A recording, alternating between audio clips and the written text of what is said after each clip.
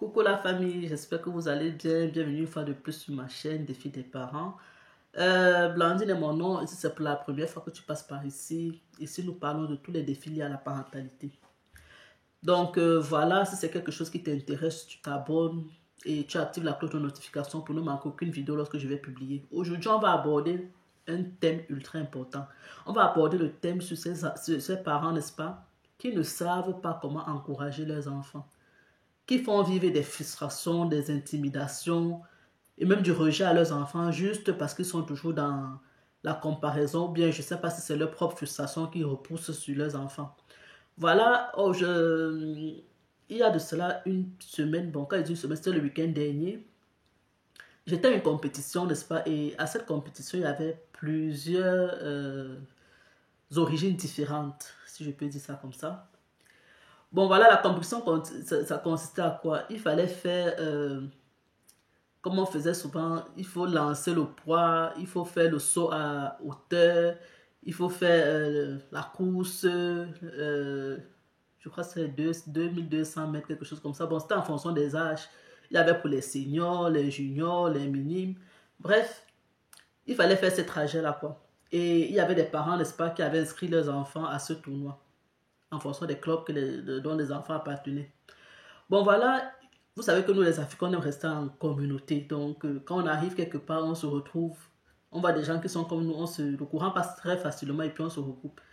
Donc, on a rencontré là-bas une famille aussi de la même origine que nous, ce qui fait que on sympathisait et tout. Et leurs enfants aussi faisaient partie du tournoi. Voilà, on a lancé le tournoi. Je fais cette vidéo parce que je sais pas, ça m'a interpellé et je me suis rendu compte que c'est beaucoup d'Africains qui font ce genre de choses, quoi. Donc voilà, on a lancé le tournoi et puis les enfants se sont mis à courir.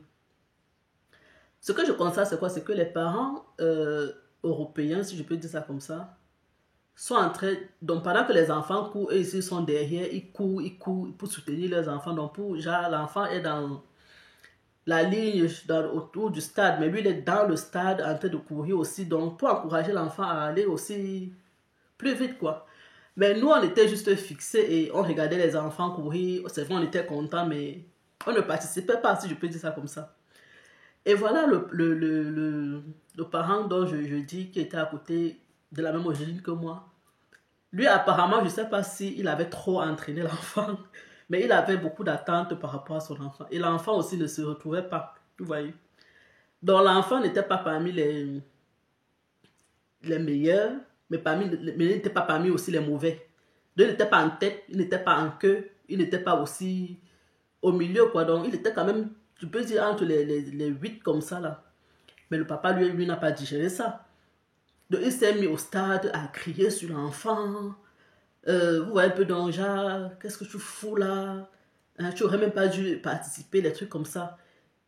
Il n'a même pas attendu que l'enfant finisse la compétition. Donc, c'était comme ça, pendant que l'enfant était de compétir. Au lieu de dire à l'enfant, vas-y, continue, il n'y a plus beaucoup de trajet à faire. Il est plutôt en train de dire, hein, tu ne vois pas les autres, cours, hein, je vais t'enlever, et tout comme ça. Et ça a découragé l'enfant. L'enfant s'est mis à marcher.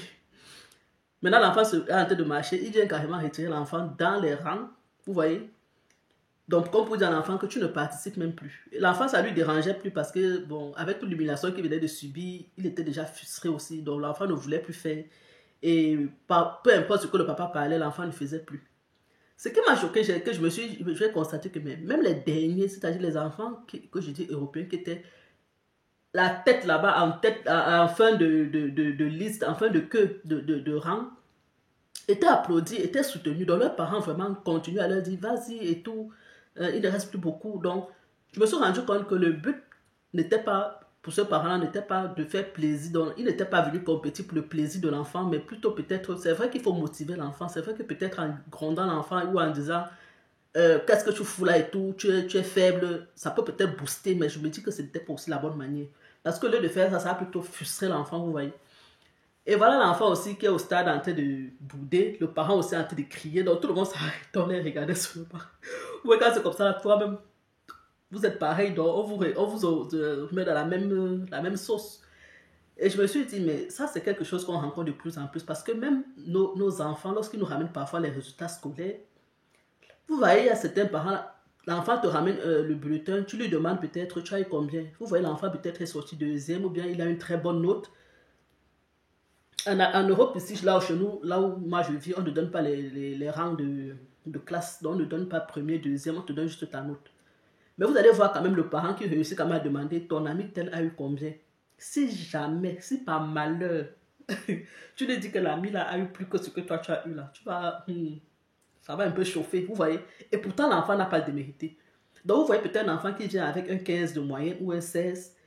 Il est peut-être en Afrique, voilà comment ça se passait. Tu viens avec peut-être tes 17, tu es peut-être troisième. Au lieu qu'on t'encourage, au lieu qu'on te dit non, c'est bien, tu peux faire mieux, vas-y, continue comme ça. Si tu continues comme ça, vraiment, tu vas atteindre même la première place là parce que j'ai confiance en toi, je sais que tu peux y arriver. On va demander à l'enfant plutôt, telle personne a eu combien, mais le premier a eu combien?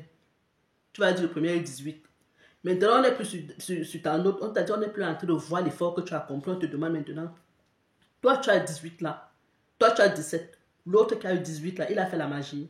Pourquoi tu n'as pas aussi 18? Donc vous voyez, un enfant qui est deuxième ou troisième, qui n'a pas démérité, est en train de se voir rabaisser. Donc c'est comme si ce qu'il a même ramené là n'a même plus de valeur parce qu'il y a quelqu'un qui a eu plus que lui. Mais non, moi je dis quand c'est comme ça, même l'enfant, vous allez voir les prochains trimestres, en voulant trop faire ou peut-être en s'y prenant mal, l'enfant, ça nous doit même plutôt baisser. Ça, parce que imaginez-vous un seul instant, les enfants aussi commencent à se mettre à nous comparer. Genre ton enfant vient et te dit que j'aimerais que tu sois comme la maman de tel, j'aimerais que tu sois comme le papa de tel. Pourquoi tu n'as pas aussi, vous n'arrivez pas aussi à nous donner telle chose que les parents de mon ami tel là aussi lui donnent. Peut-être tu es là, tu dis même à ton enfant comme ça que tu es là, tu ne peux pas être premier. Tu ne peux pas avoir aussi 18 de moyenne comme peut-être ton ami, peut-être, je ne sais pas trop, Jacques. Le parent de Jacques, peut-être, lui, il a pris les répétiteurs à la maison à son enfant. Ton enfant te dit aussi que, mais toi aussi, tu peux me prendre les répétiteurs comme le papa de Jacques aussi a pris aux autres. Tu vas te sentir comment? Tu vas te rendre compte que peut-être l'enfant t'a manqué le respect et tout. Alors que peut-être les conditions dans lesquelles les enfants sont en train de grandir ne sont pas pareilles. Les conditions qui ont été réunies pour mettre l'enfant à l'aise, pour qu'il t'amène cette eau-là, n'ont pas été faites. N'ont pas été faites, pardon. Vous voyez un peu ce que je veux dire. Donc, si ton enfant te dit, pourquoi toi tu n'as pas été ministre aussi comme tes autres amis, tes égaux, bien comme tes autres amis, pourquoi tu n'es pas aussi directeur comme le papa de tel, pourquoi? Ça va te créer une frustration pas possible. Donc moi je me dis, chacun doit essayer d'apprécier chaque enfant à sa juste valeur. Parce que l'enfant là, voilà la valeur de l'effort qu'il est en train d'accomplir au stade a été réduit à rien. Et pourtant, ce qu'on doit regarder, c'est l'effort qu'il a fait. Les autres enfants, étant même derniers, ont été applaudis lorsqu'ils ont traversé la ligne d'arrivée. Je dis bien le dernier a été acclamé. Plus que le premier, même lorsqu'il a traversé la ligne d'arrivée. Mais c'est frustrant et c'est humiliant de voir que tu n'as pas commencé à courir. Tellement tu as crié que l'enfant a dit que va alors courir à ma place, je ne cours même plus. Parce que les enfants, quand tu veux leur donner la honte, eux-mêmes ils savent retourner ça contre toi. Hein.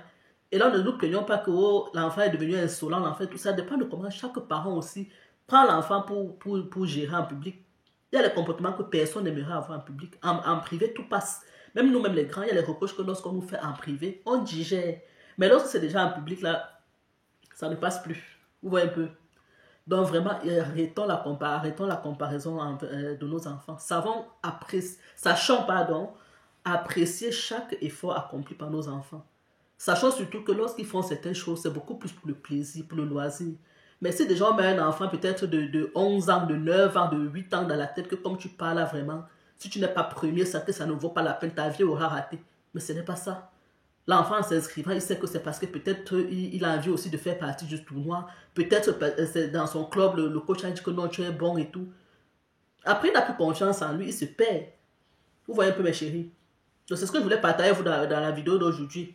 Si tu as des exemples palpables, n'est-ce pas, sur ces comportements-là qui frustrent les enfants, ces comparaisons qui font perdre aux enfants certaines valeurs, leurs valeurs, c'est-à-dire que l'enfant lui-même, il ne retrouve plus sa propre valeur parce que on l'a comparé, l'effort qu'il a fait a été comparé pour quelqu'un d'autre, on se rend compte que pour lui est petit, et directement ça le diminue, n'est-ce pas? Tu nous laisses ça en commentaire, ça va nous édifier.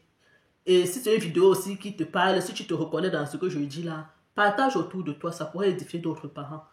Donc, on va se dire à la prochaine. Surtout, n'oublie pas de me laisser un like si ça t'a plu. Tu t'abonnes, tu partages. Ciao, ciao.